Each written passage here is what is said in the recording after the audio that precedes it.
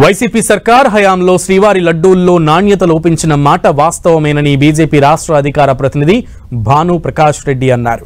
కమిషన్ల కోసం మాజీ టీటీడీ చైర్మన్లు లడ్డూ నాణ్యతను తగ్గించారని ఆరోపించారు.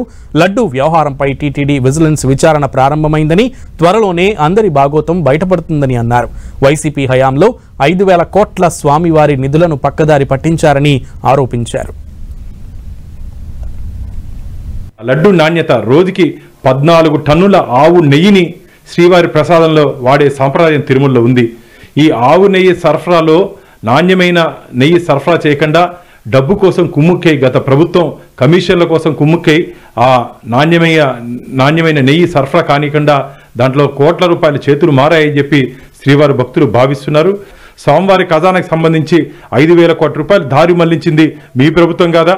స్వామివారి బోర్డులో నియమ నిబంధనలకు వ్యతిరేకంగా 81 మంది సభ్యుల్ని నియమించింది మీరు కాదా?